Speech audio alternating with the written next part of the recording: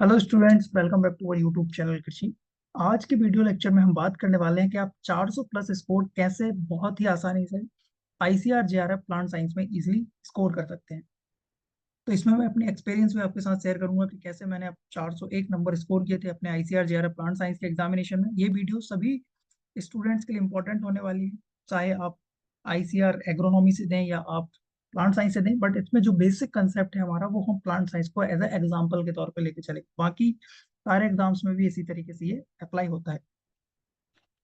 तो सबसे इम्पोर्टेंट अगर अभी देखें, इस साल का जो आपका एसआर और जेआरएफ के जो एग्जाम्स आ रहे हैं, तो उसमें आपका जो टाइम ड्यूरेशन है, आपको एटलीस्ट 30 डेज का टाइम बचा है। और इसमें आपको एक्सीड करके जो स्कोर है उसको 400 प्लस के मार्क्स तक आपको लेके जाना है। तो इसमें आपको सबसे जो इम्पोर्टेंट है वो आपका हार्ड वर्क है। आपने जितना भी अभी तक पढ़ा है उसको आपको प्रिजाइज मैनर में सबसे अच्छे से रिवीजन करना है उसका।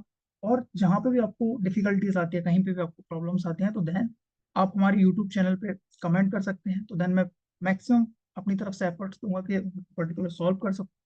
तो जैसा कि अब्दुल कलाम जी ने भी कहा कि अगर आपको कोई पर्टिकुलर एक मिशन में आप लगे हैं, तो जब तक वो हासिल नहीं हो जाता और एक पर्टिकुलर सिंगल माइंडेड जब तक आपका उसके लिए डिवोशन नहीं होगा, तब तक आप अपने गोल के लिए नहीं पहुंच पाएंगे। तो ये बहुत ही इंपॉर्टेंट है आपके लिए कि एक जिस डायरेक्शन में आप काम कर रहे हैं, उसी डायरेक्शन में आप इतने पूरे एफर्ट्स के साथ जब तक काम नहीं करेंगे, तब तक आपको डिफिकल्टीज उसमें मिल सकती हैं। तो इस पूरे 40 डेज को इतने अच्छे से यूटिलाइज कीजिए कि आपका जो एग्जाम है उसमें काफी अच्छी रैंक आपको देखने को मिले। तो देखिए, सबसे इंपॉर्टेंट जो होता है आपका 400 प्लस स्कोर करते हैं किस तरीके से करते हैं। तो अगर हम इसमें देखें पैटर्न का, तो इसमें पैटर्न बहुत इंपॉर्टेंट हो जाता है कि 120 क्वेश्चन है आपके पास, वो मल्टीपल चॉइस क्वेश्चन है और -1 की आपकी मार्किंग है यहाँ पे। और किसी भी क्वेश्चन के लिए आपको 4 मार्क्स यहाँ पे मिलने वाले हैं।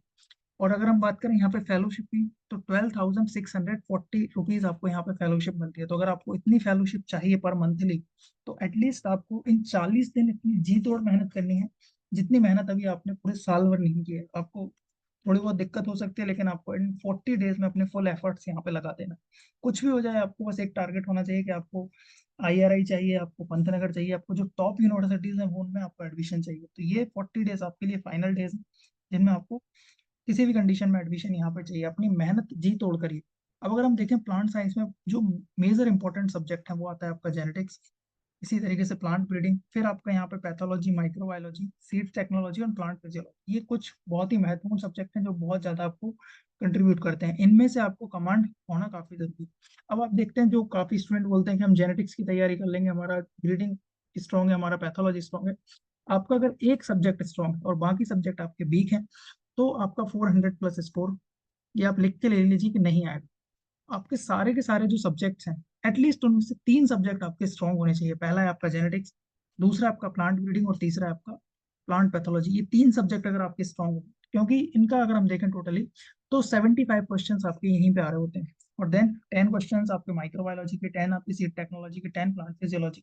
इनके टोटल आते हैं पे 30 क्वेश्चन। और अगर हम बात करें यहाँ पे जनरल एग्रीकल्चर के, तो 10 से लेके 15 क्वेश्चन तक आपके यहाँ पे देखने को। तो सबसे जो स्ट्रॉन्ग पार्ट है आपको, वो ये 3 सब्जेक्ट होना चाहिए। इन 3 सब्जेक्ट में अगर आपके 70 क्वेश्चन आ रहे हैं, तो आप यहाँ पे टारगेट करिए कि 65 क्वेश्चन मेरे किसी भी हालत में गलत ना हो। ये 65 क्वेश्चन आपके सही होते हैं, तो देन दूसरे सब्जेक्ट आते हैं आपके पास माइनर सब्जेक्ट। कई बार स्टूडेंट ये सोचते हैं कि माइनर सब्जेक्ट हम नहीं पढ़ते। जनरली आपके 10 क्वेश्चन आएंगे तो आपके 5 तो बन जाएंगे, लेकिन अगर आपको जो 5 क्वेश्चन बनाना है, तो आपको अच्छे से माइनर सब्जेक्ट देखने पड़ेंगे। तो इन 3 माइनर सब्जेक्ट को भी आपको उतने ही अच्छे से ध्यान देके पढ़ना है, जितने भी आपने कंसेप्ट इनके पढ़े हैं। जनरली हम अगर देखें, सीड टेक्नोलॉजी में डायरेक्ट क्वेश्चंस पूछे जाते हैं, आपको याद है तो बन जाएगा, याद नहीं है तो नहीं बनेगा। माइक्रोबायोलॉजी में भी इसी तरीके से जो कंसेप्ट होते हैं, आपका क्लासिफिकेशन आपको पता होना चाहिए अच्छे से, बैक्टीरिया का कौन कौन से डिसीजेज वो वहाँ पे कॉज कर रहा है, आपका स्टरलाइजेशन क्या होता है, आपका ये सारी जो प्रोसेस होते हैं वो काफी अच्छे से पता होना चाहिए। देन जनरल एग्रीकल्चर की बात करें हम, तो ये भी काफी इंपॉर्टेंट फैक्टर होता है। कई बार यहाँ से क्वेश्चन इंक्रीज हो जाते हैं, 20 तक क्वेश्चन आपको देखने को मिलते हैं। तो ये जो पूरा पोर्शन है आपको, तो इसमें से अगर आपको 3 सब्जेक्ट अच्छे से स्ट्रॉन्ग रखना है, ये 3 सब्जेक्ट आपके स्ट्रॉन्ग रहेंगे, तो आपके 400 प्लस स्कोर जाने के काफी ज्यादा चांसेस हो जाते हैं। पहला है जेनेटिक्स, दूसरा है ब्रीडिंग, तीसरा है plant pathology. Genetics and plant breeding के इतने सारे लेक्चर्स हमारे यूट्यूब चैनल पे अवेलेबल हैं। जिस टॉपिक में आपको डिफिकल्टीज आ रही है, देन आप सर्च करिए यूट्यूब चैनल पे जाकर, वो टॉपिक की पूरी लेक्चर आपको मिल जाएगा 1 से 2 घंटे का। तो देन उतने टाइम में आपका वो पूरी यूनिट कवर हो जाएगी वहां से। तो देन वो भी आप इजिली कर सकते हैं। अब ये लास्ट टाइम में आपके लिए क्या क्या इंपॉर्टेंट पॉइंट ध्यान रखने चाहिए। सबसे इंपॉर्टेंट है कि आपके पास लिमिटेड टाइम। आप ऐसा ना करें कि एक कोई भी न्यू बुक परचेज कर लिया आपने और इस पूरे लास्ट मंथ में उसी को पढ़े जा रहे हैं। ये सबसे खराब टेक्निक होती है लास्ट महीने में। आप कोई भी इस टाइम पे न्यू जो बुक्स होती हैं वो परचेज ना करें जनरली। जितना भी आपने पढ़ा है, जितने नोट्स आपने तैयार किए, उनको इतने अच्छे से करके जाओ कि अगर उसमें से 100 क्वेश्चन आने आपके नोट्स में से, तो आपके 100 में से 100 सही हो। 99 भी नहीं, 100/100 क्वेश्चन आपके सही होने चाहिए। तो आपके पास लिमिटेड टाइम है, तो लिमिटेड रिसोर्सेज को ही आप उसमें यूटिलाइज कर सकते हैं। तो ना कि किसी नई बुक के पीछे भागने से बेहतर है कि आपके पास जितना रिसोर्सेज है उसी को इतने अच्छे से तैयार करके जाओ कि उसमें से क्वेश्चन है तो देन आप पूरे बहुत अच्छे मार्क्स लेके आओ। देन लिमिटेड रिसोर्सेज को आप यहाँ पे यूज करना है। अब आपको पता है कि क्या क्या आपकी परेशानी है, कहाँ पे आपके क्वेश्चंस गलत होते हैं, तो उन प्रॉब्लम्स पे आप काम करो। जैसे कि कुछ स्टूडेंट होते हैं जिनको चीजें याद नहीं होती हैं, जैसे जर्मिनेशन परसेंटेज वगैरह, वो तो आप उनकी चार्ट बनाइए अपने जहाँ पे पढ़ते हैं वहां पे लगाइए। दिन में 10 बार देखिए, क्योंकि आपको कंफर्म पता है कि जर्मिनेशन परसेंटेज से एक क्वेश्चन आने ही आना है, या आपका जो आइसोलेशन डिस्टेंस उससे एक क्वेश्चन आने हैं। तो ये 2 क्वेश्चन हो गए, अब आपको 118 क्वेश्चन की तैयारी करनी है।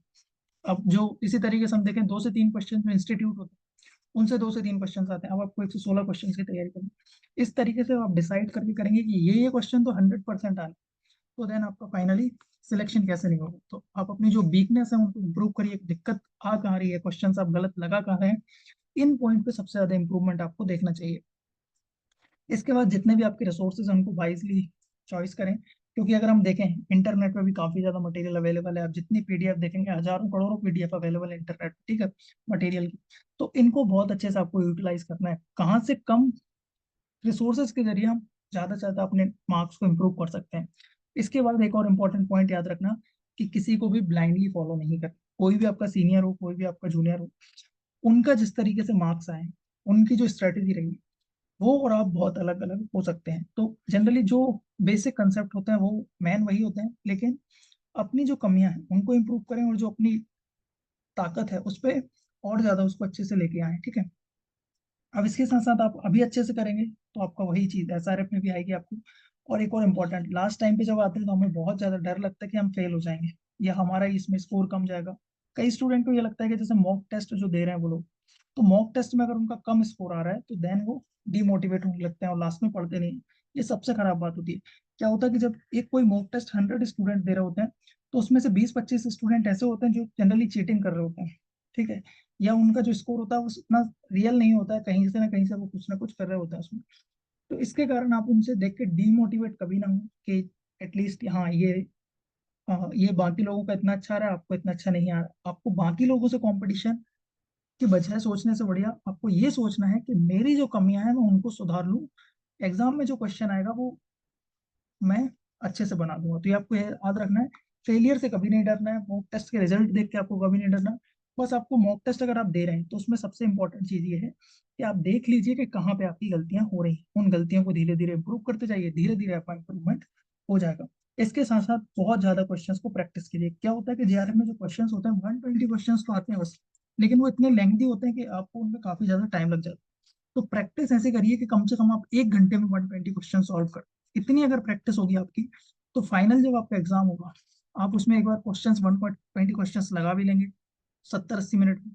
और जो लास्ट के 20-30 मिनट बचेंगे आपके पास, उनमें आप सारे क्वेश्चंस को एक बार अच्छे से देख भी लेंगे कि आपने कहीं पे कोई मिस्टेक तो नहीं किया।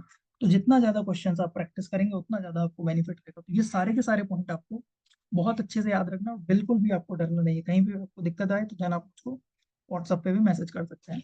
अब हमने free mock test series launch की है, काफी ज्यादा स्टूडेंट ने जिसमें रजिस्ट्रेशन भी कर लिया है। तो अगर आपने अभी तक रजिस्ट्रेशन नहीं किया इस टेस्ट सीरीज के लिए, तो आप अभी तुरंत जाके रजिस्ट्रेशन करें। इसमें टोटल 50 मॉक टेस्ट हैं आपके। डेली बेसिस पे आपका एक मॉक टेस्ट होगा जिसको लगा के आपको काफी ज्यादा कॉन्फिडेंस आपको वहाँ पे देखने को मिलेगा। ये सारे मॉक टेस्ट आपके न्यू पैटर्न ओरिएंटेड हैं, और इनमें आपके जो डाउट हैं वो भी डाउट क्लियरिंग सेशंस भी यहाँ पे आपको देखने को मिलेंगे। इसमें रजिस्ट्रेशन के लिए आपको कुछ नहीं करना है, इस पर्टिकुलर नंबर पर आपको व्हाट्सअप कर देना है आपका नाम, यूनिवर्सिटी का नाम, क्या आपकी ईमेल आईडी है, इन सभी के साथ। तो इतना करने पे आप मुझे जब व्हाट्सअप करेंगे तो देन मैं आपको यहाँ पे लिंक प्रोवाइड कर दूंगा क्लासरूम की। 850+ स्टूडेंट अभी तक ज्वाइन कर चुके हैं, तो अगर आपने अभी तक नहीं किया है तो बहुत जल्द से जल्द इसको करिए। और सारे के सारे सब्जेक्ट आप स्कोर मैक्सिमम रखिए, देन आपका जो स्कोर है आपको एटलीस्ट 105 क्वेश्चंस अगर सही लगाते हैं तो आपका 400+ क्वेश्चन मार्क्स यहाँ पे आपको देखने को मिलेंगे। तो इतना याद रखें कि जब आपको 105 क्वेश्चन सही लगाना है 120 में से, तो आपकी जो मेहनत है उसको आप बहुत अच्छे से मेहनत करिए, क्योंकि वही आपका फाइनल रिजल्ट लेके आए। ठीक है। तो कहीं पे भी आपको दिक्कत आए तो आप मुझे कमेंट सेक्शन में कमेंट कर सकते हैं या पर्टिकुलर मुझे मैसेज कर सकते हैं। Thank you so much.